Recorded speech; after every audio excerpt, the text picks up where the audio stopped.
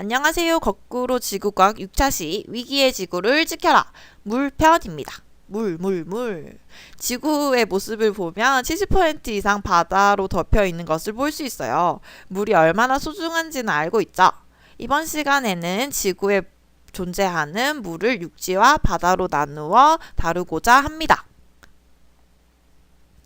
교과서 43쪽에 지구상의 물 분표를 보시면 소금이 있는 바닷물 염수가 97%, 소금물이 아닌 물인 담수가 2% 정도인 것을 볼 수 있어요.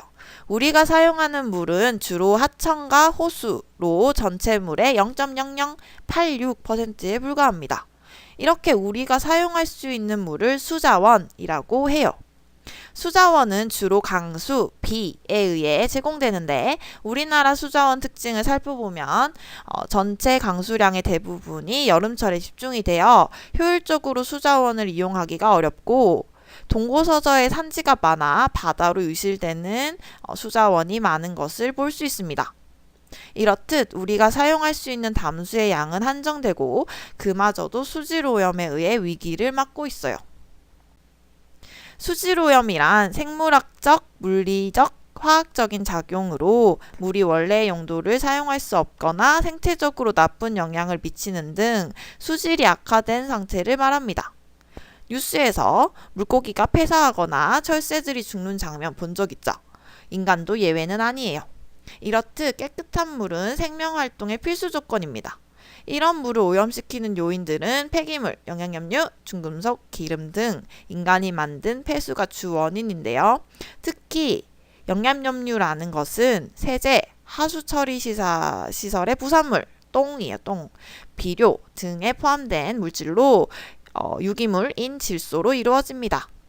이런 인위적인 부영양화가 물속에 과도하게 유입이 되면 이를 먹고 자라는 플랑크톤이 급격하게 번식하게 되어 녹조와 적조 현상을 유발하게 돼요.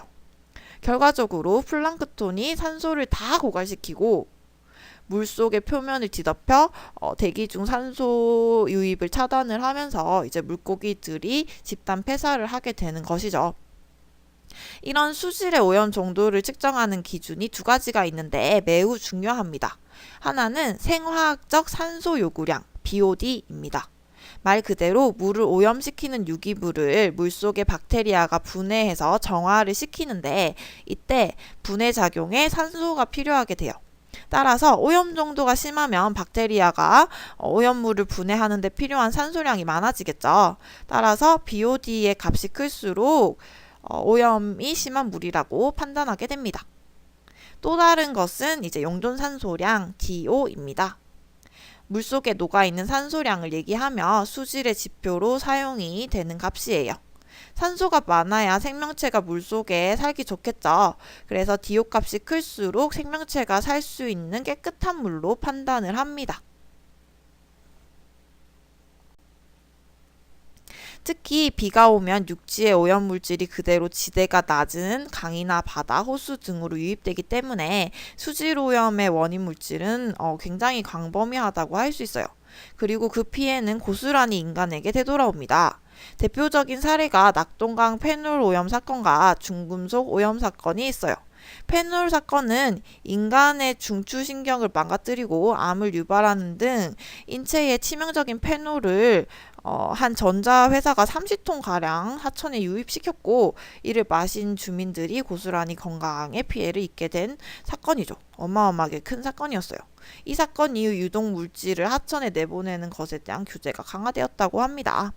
또 일본에서 공장에서 수은과 카드뮴 등의 중금속 물질을 하천에 그대로 방출하면서 이를 머금은 조개와 어류 등을 그대로 먹은 주민들이 수은 중독으로 미나마타병 그리고 카드뮴으로 이따이 병에 걸리는 등의 문제를 일으켰어요. 그 외에도 책에 소개되었듯 중금속에 오염된 수질에서 잡은 것을 먹고 심각한 인명피해가 많이 발생하고 있습니다. 수질오염의 원인 물질을 제공하는 수질오염원은 크게 두 가지 종류가 있어요. 파이프 등의 특정 배출 지점이 있는 점오염원과 배출 지점이 광범위한 비점오염원입니다.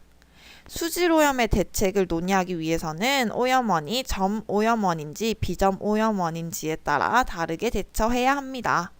우리가 할 수 있는 일은 평소 물을 아끼고 부영양화를 일으키는 영양염류, 즉 주방 세제, 음식물 쓰레기 등을 줄이는 노력을 해야 할 것입니다.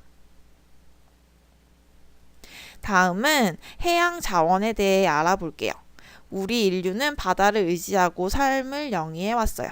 바다는 세계 식량 자원을 제공해주고 석유, 망가니즈, 니켈, 철 등 광물 자원과 조류, 조력 발전 등의 에너지 자원을 제공해줍니다. 우리나라는 삼면이 바다로 둘러싸인 반도라 해양 자원이 특히 더 다양합니다.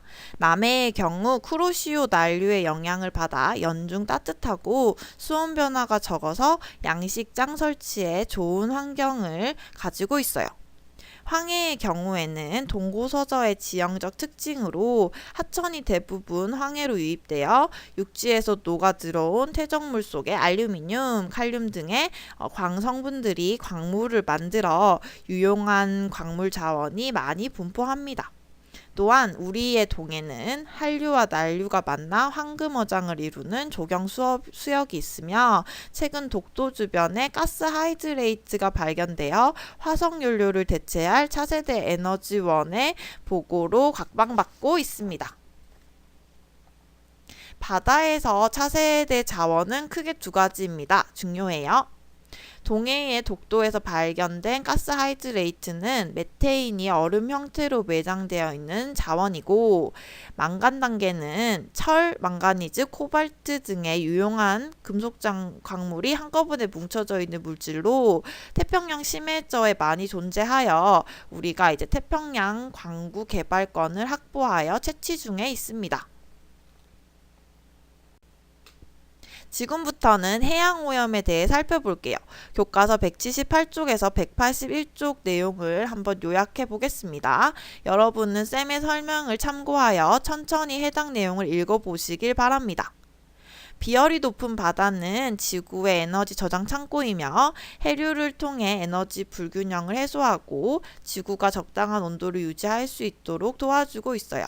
또한 바다는 수많은 자원과 식량을 가진 미래의 보고이죠. 이런 바다의 오염을 시키는 물질은 육지에서 유입되는 쓰레기, 유조선 사고로 인한 기름 유출, 원자력 발전소에서 나온 방사능 물질로 오염된 냉각수, 무분별한 바다의 쓰레기 매립 등이 있어요. 사례의 경우 교과서에 3가지가 소개되어 있죠. 쓰레기 섬은 도저히 감당이 안 돼서 손을 놓고 있는 시점이고, 태양반도나 멕시코 기름 유출 사건처럼 유조선에 의해 기름 유출이 되는 그런 거는 최근까지도 계속 반복되고 있습니다. 후쿠시마 원전의 방사능 냉각수는 지금도 계속 유출되어 태평양을 오염시키고 있어요. 이런 오염된 바다에서 자라는 여러 생명들, 그리고 그것을 먹는 인간, 우리는 과연 괜찮은 걸까요? 이상 수업을 마치겠습니다.